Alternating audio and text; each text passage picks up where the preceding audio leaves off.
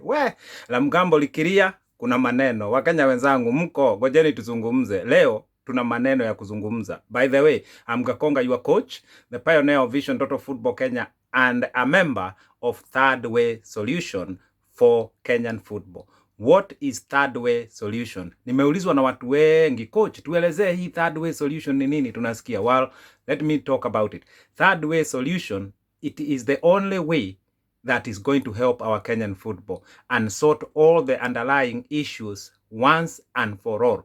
Because we, Third Way Solution Group, we don't agree with a repeat FKF election, and we do not agree with normalization committee being formed by Judge Ohaga or by FIFA. You know why?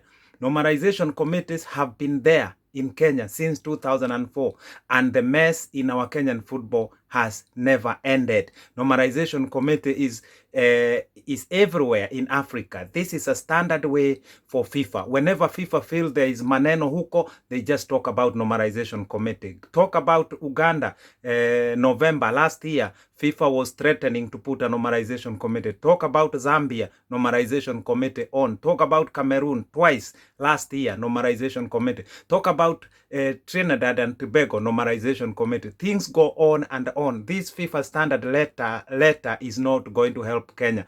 Judge Ohaga is doing his best because he's the SDT judge, yeah, Sport Dispute Tribunal Court judge in Kenya. And I want to make this clear as I explain what is Third Way Solution.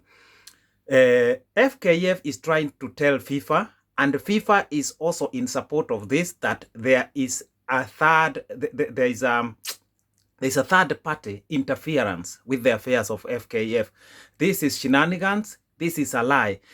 The SDT court, yeah, Judge Ohaga's court, is not part of the government. Let us be clear.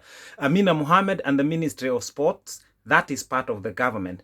But Sports Act 2013 created Judge Ohaga's SDT department. So that is part of sports in Kenya, and it is not part of the government as FKF is portraying, and the same way FIFA want to portray. That is not true, because in the past, FKF has had rulings done by Judge Ohaga, and they agreed with it. FIFA know about it. FIFA did not speak then. So now that Judge Ohaga has ruled something that does not suit FKF and does not fit FIFA, now they want to come out and say that they do not recognize the STD court. Ole wenu, shauli zenu FIFA, shauli zenu FKF. Judge Ohaga is more holier than FIFA. I would not listen anything from FIFA if Judge Ohaga says don't listen to this. I trust Judge Ohaga more than FIFA. I'm afraid I trust Judge Ohaga more than anything that FKF can say, because Judge Ohaga is acting, yeah? Judge Ohaga is acting on the interest of the Kenyan people, yeah? FIFA is acting on its own interest.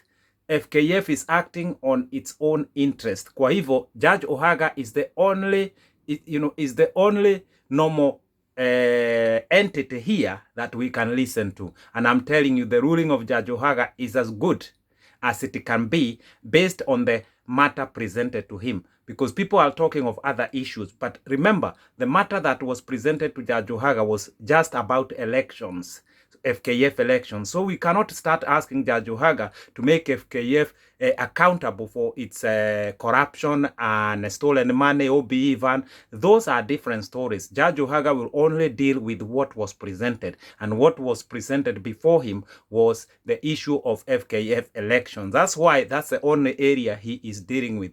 And Judge Ohaga, in his own wisdom, on the 19th of March, after he ruled this election case, he then wrote to FIFA to tell them, I think the way forward is for FIFA to create a normalization committee that is going to sort things out for FKF and for the other parties that were not happy with the FKF elections.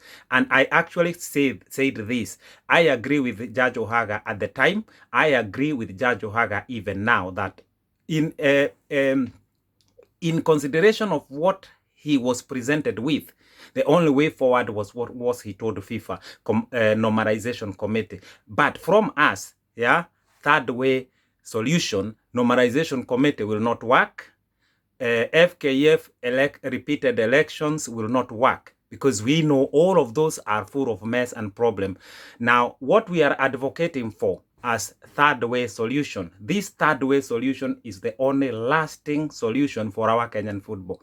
We want to elections not to happen for an entire year in FKF. We want a total new beginning.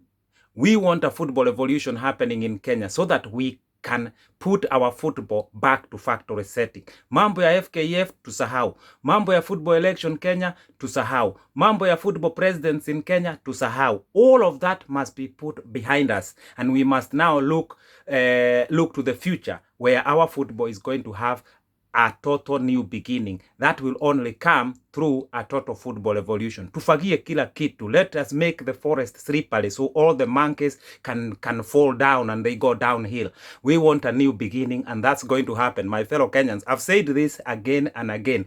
It has taken us 7 years to craft what we have, to make sure that Kenya will have a new beginning in matters football. Everything is ready. I keep saying this. What is tying us now is, as you know, that nobody is able to travel. My fellow Kenyans, prepare yourself for a total football evolution. Third way solution is the only way forward, and it is coming faster and faster. My fellow Kenyans, normalization committee will not work. Yeah, a new FKF election will not work no matter what. These elections are full of self-interest. They are full of the wrong things. And I want to say this once again, as a topic of the day today. FIFA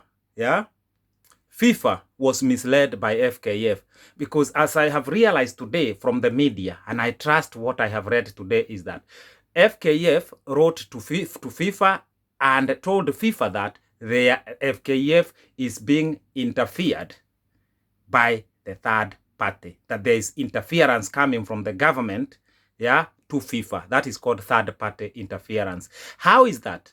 Judge Ohaga is not third party. He's not part of the government. He's part of sports in Kenya. That's why that court, it resides in sports.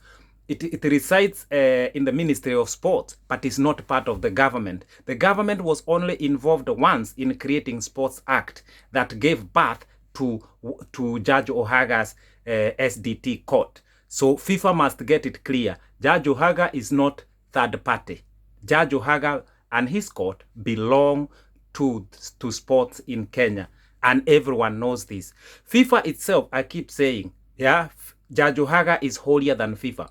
From 2015 to now, FIFA has 41 accounts of corruption to answer to the American government.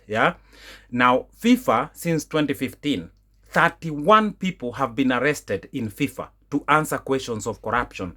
Therefore, whatever FIFA is preaching to us, they don't even themselves believe in that. And this is why I'm saying, Kenya, this is our special moment. We must be careful. We must think and rethink. And FIFA will not help us. FKF will not help us. We must do what is good for our Kenyan football and for our Kenyan people. And in that case, I keep saying, I trust Ohaga more than any of those other two entities, FIFA and FKF. Remember, Nick Mwendwa, the president of FKF, voted for the current FIFA president. So that is a vote FIFA is protecting by protecting Nick Mwendwa. These are things we must understand. Therefore, FIFA will not do something where they think one of their vote is endangered. Therefore, FIFA is not acting in the interest of Kenyan people.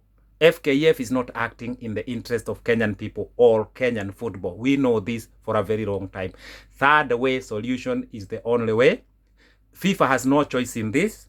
FKF has no choice in this. Third way solution is the only solution. My friend, my fellow Kenyans, this is the truth. If we want a new beginning for our Kenyan football, if we want to usher a new era for our Kenyan football, we must go third way solution.